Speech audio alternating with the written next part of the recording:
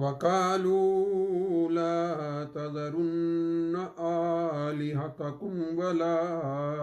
تَذَرُنَّ وَدًّا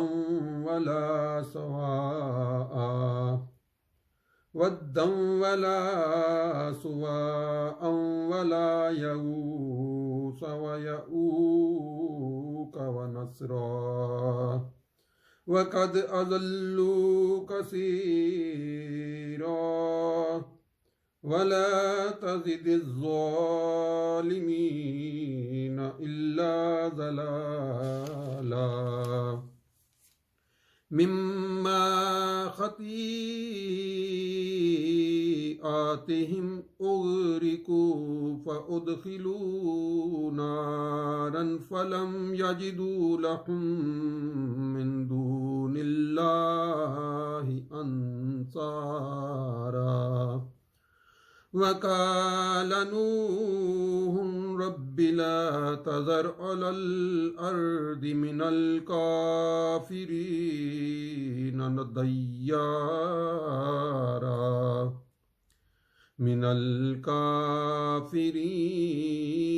دَيَّارًا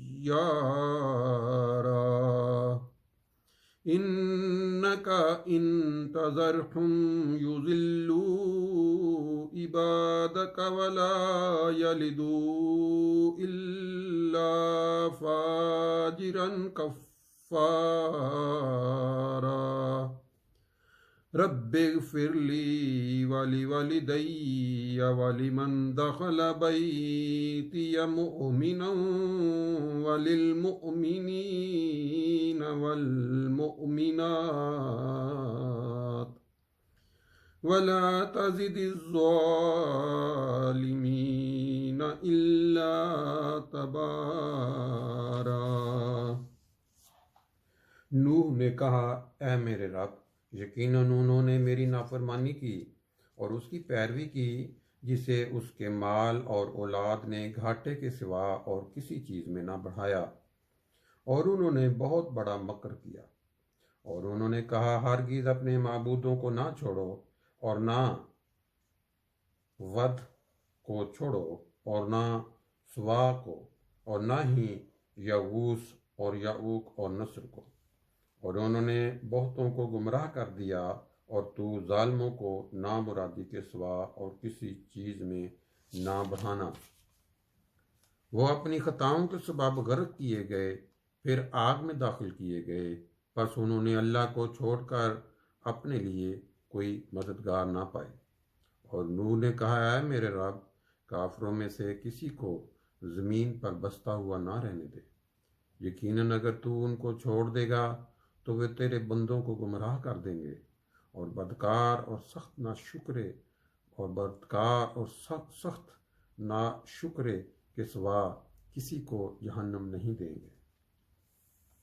اس آیت میں 27 اور 28 میں حضرت نوح کی اپنی قوم پر جس بد دعا کا ذکر ہے وہ اس بنا پر تھی کہ اللہ تعالیٰ نے آپ کو متنبع فرما دیا تھا کہ اب یہ قوم یا اس کی آئندہ نسلیں کبھی ایمان نہیں لائیں گی۔ حضرت نوح کو ذاتی طور پر تو اس کا علم نہیں ہو سکتا تھا، لازماً اللہ تعالیٰ کی طرف سے علم پا کر آپ نے یہ بد دعا کی تھی۔ اور نوح نے کہا، اے میرے رب، کافروں میں سے کسی کو زمین پر بستا ہوا نہ رہنے دے، یقیناً اگر تو ان کو چھوڑ دے گا تو وہ تیرے بندوں کو گمراہ کر دیں گے، اور بدکار اور سخت ناشکرے کے سوا کسی کو جہنم نہیں دیں گے۔ اے میرے رب، مجھے بخش دے اور میرے والدین کو بھی، اور اس سے بھی جو بحیثیت مومن میرے گھر میں داخل ہوا، اور سب مومن مردوں اور سب مومن عورتوں کو، اور تو ظالموں کو ہلاکت کے سوا کسی چیز میں نہ بڑھانا۔ یہ جو ترجمہ آپ نے سنا یہ حضرت خلیفۃ المسیح الرابع رحمہ اللہ علیہ کا بیان فرمودہ ہے، اور اس کو ہمیں روزانہ کی بنیاد پر بے شک ایک رکوع پڑھنے کی کوشش کرنی چاہیے، قرآن اور پھر اس کا ترجمہ۔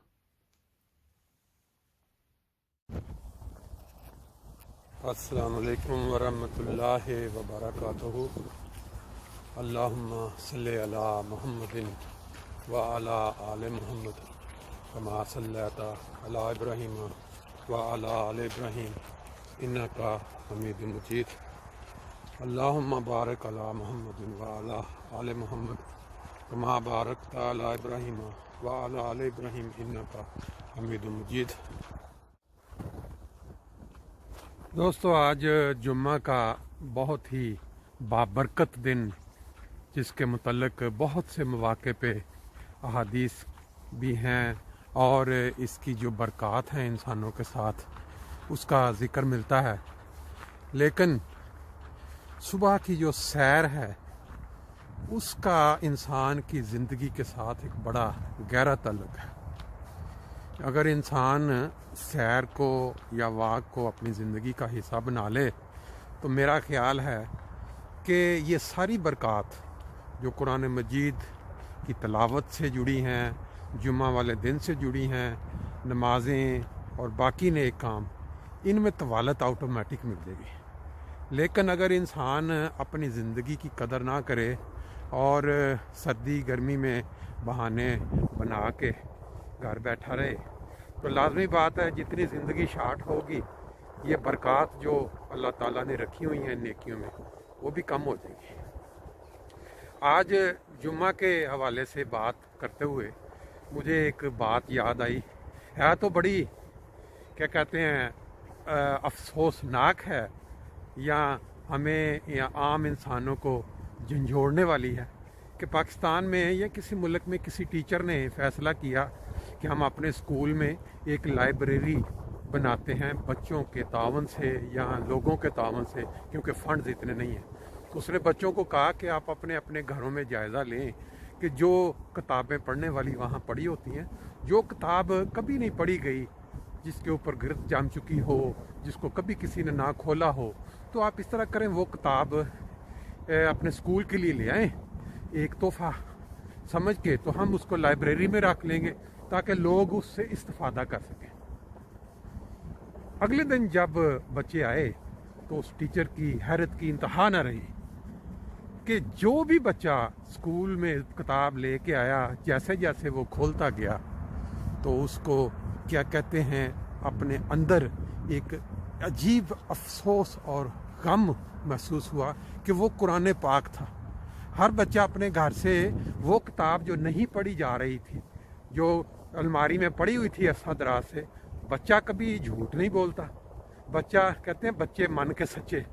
تو انہوں نے وہ کتاب اٹھائی اور لا کے اسکول میں تحفتاً پیش کی کہ اس سے ہم لائبریری بناتے ہیں۔ ہے تو یہ واقعہ بڑا افسوسناک اور ہمیں جھنجھوڑنے والا، لیکن میرے دل میں یہ خیال آیا کہ میں جمعے کے جمعے، ہر جمعے والے دن صبح ایک رکوع قرآن مجید اور اس کا پھر ترجمہ سادہ الفاظ میں، جو کہ حضرت خلیفۃ المسیح الرابع کے بیان فرمودہ بڑے سادہ الفاظ میں، جو اللہ تعالیٰ کے مقرب اور اللہ تعالیٰ کی طرف سے بنائے گئے خلیفہ تھے، اور اللہ تعالیٰ نے ان کے دل میں قرآن مجید کی جو محبت ڈالی تھی، اسی سلسلے میں انہوں نے اس کو سادہ الفاظ میں ترجمے اور معمول چھوٹی چھوٹی تشریح کے ساتھ بیان کیا۔ انشاءاللہ تعالیٰ آج سے جمعہ والے دن امید ہے کہ دوست جو ہیں ان کو پسند آئے گا، کیونکہ قرآن پاک اللہ تعالیٰ کے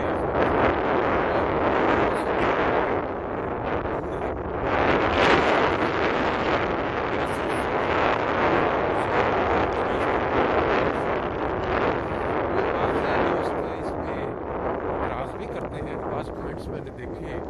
کہ بھئی یہ دیکھیں دن چڑھا ہوا ہے اور یہ کھا ہے۔ دیکھیے بات یہ ہے کہ ہر انسان کو اللہ تعالیٰ نے ایک سوچ اور عقل دی ہوئی ہے، وہ اپنی اپنی سوچ اور عقل کے مطابق ضرور کومنٹ کرے، ضرور اس کے اوپر اپنا بیان کرے کہ یہ اگر قرآن مجید کی تلاوت دکھانا میں اس کو دکھاوے میں آپ سمجھتے تو ضرور دیں، لیکن میں یہ سمجھتا ہوں کہ نیکی کی غرض سے، نیکی کی ترغیب دلانے کی غرض سے اگر آپ ایک نیک کام سامنے پیش کر رہے ہیں تو اس کو میری ذاتی رائے میں دکھاوا یا کوئی وہ نہیں ہے، بلکہ وہ ایک نیکی کی ترغیب ہے۔ تو آج سیر بھی ساتھ ساتھ ہماری چل رہی ہے. بڑی سخت سردی ہے. ہاتھ جو ہیں اگر میں نے دستانے نہ پہنے ہوتے تو ابھی تک جم چکے ہوتے. میرا خیال ہے کہ اس وقت مائنس ہوا کے ساتھ -10 یا 15 ٹیمپریچر ہوگا. یہ دیکھیں نیچے ساتھ بالکل وائٹ, یہ ایسے جیسے کرسٹل کو پیس کے نہیں ڈال دیا گیا ہو. خوبصورتی اس کے ساتھ آٹومیٹیکلی محسوس ہو رہی ہے. بہرحال 10-15 منٹ کی جو سیر ہے آج کی جمعے والے دن, اس کے اندر میرا صرف بیان کرنے کا مقصد یہ ہے. بیک پہ آپ دیکھ رہے ہیں فرینکفرٹ کی خوبصورت بلڈنگیں, وہ بھی آپ کو نظر آ رہی ہیں, اور ساتھ یہ وائٹ کلر کے جو کرسٹل نما برف ہے وہ بھی آپ دیکھ رہے ہیں, اور ساتھ ساتھ آپ لوگوں کو بھی دیکھ رہے ہیں جو اپنے اپنے کلچر کے مطابق جانوروں کے ساتھ صبح واک کرنے کے لیے نکلے ہوئے. ہمارے دیسی لوگوں میں یہ اتنا رواج نہیں ہے, لیکن یہ جو یورپین اقوام ہیں یہ بڑی ریگولرلی اس چیز کو کرتے ہیں. دیکھیں ہماری سیر کا جو آخری پوائنٹ ہے, یہ اس وقت ہم برج کے اوپر ایسا چاہ رہے ہیں. یہ نیچے آپ دیکھ رہے ہیں, نیچے انسان جس ملک میں کہیں رہ رہا ہو جہاں کبھی برف نہ دیکھی ہو یا برف کا کوئی نظارہ, تو اس کے لیے یہ واقعی بڑی ایک عجیب چیز ہے. یہ 2-3 دن سے یہ جو برف پڑی ہے, فرینکفرٹ میں تو یہ برف اتنی زیادہ نہیں پڑی, لیکن پھر بھی سردی کی وجہ سے میلٹ نہیں ہو رہی. لیکن باقی جرمنی کے بعد جو علاقے ہیں وہاں اتنی برف پڑی ہے اس دفعہ کافی سالوں کے بعد کہ لوگ بیچارے 20-30 گھنٹے موٹر وے پہ یا بعض علاقوں میں برف کے اندر پھنسے رہے گاڑیوں کے اندر. اور کوئی بعید نہیں ہے کہ جب آہستہ آہستہ خبریں آئیں گی کہ وہ ہلاکتیں بھی ہوئی ہوں کچھ سردی کی. ہر سال ہوتا ہے, اس دفعہ ساتھ کورونا کی بھی جو کیا کہتے ہیں آفت ساتھ شامل ہو گئی ہے. کہ جی ہماری 5-10 منٹ کی جو واک یہ اب ایک ایسے برج سے پہنچ گئی ہے. برج پہ آپ دیکھ سکتے ہیں لوگ جو ہیں وہ اپنے اپنے کاموں کی طرف گاڑیوں کی آوازیں سن رہے ہیں.